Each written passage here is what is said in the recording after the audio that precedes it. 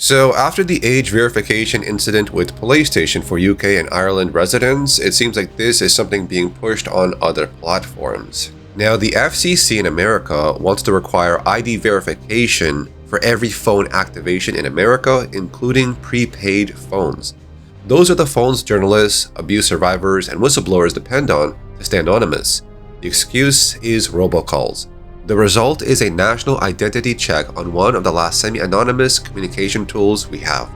The FCC regulates communication by radio, television, wire, satellite, and cable for residents in the United States, but this is something that's also being pushed in other countries like Mexico. Mexico passed a law requiring all 127 million cell phone users to register their SIM to a biometric government ID by June 30th. Those supporting social media bans here should be aware they are normalizing ID verification to get online and even use a phone. Any Mexican-issued mobile line including prepaid, postpaid, physical SIM, and eSIM that is not registered by this deadline will be suspended starting July 1st of 2026. This is something that's already been happening in other Asian countries where you need ID to activate a SIM card. And for those countries that already have age verification or ID verification to activate a phone or a SIM card, for them it's pretty normal by now because it's been there for a while, so they're kind of used to it. But now in United States, you're going to have to hand over ID just to buy a phone.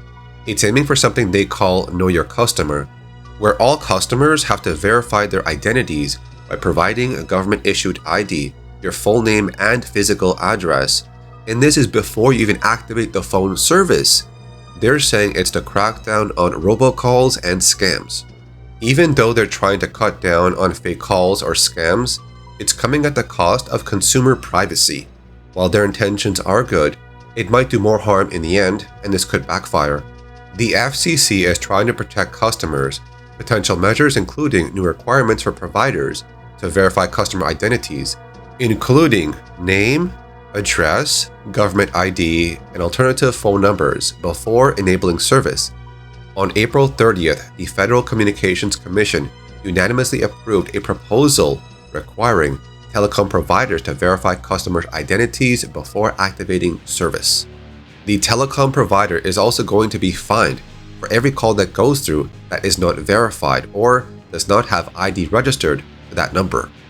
The FCC is also asking whether carriers should retain identity documentation for at least 4 years after a customer leaves, and whether they should check customers against law enforcement watch lists. They're also pushing ID verification on developers. Starting in September of 2026, Google will require all Android app developers to verify their identity with a government-issued ID. This one is aiming to crack down on malware inside the apps.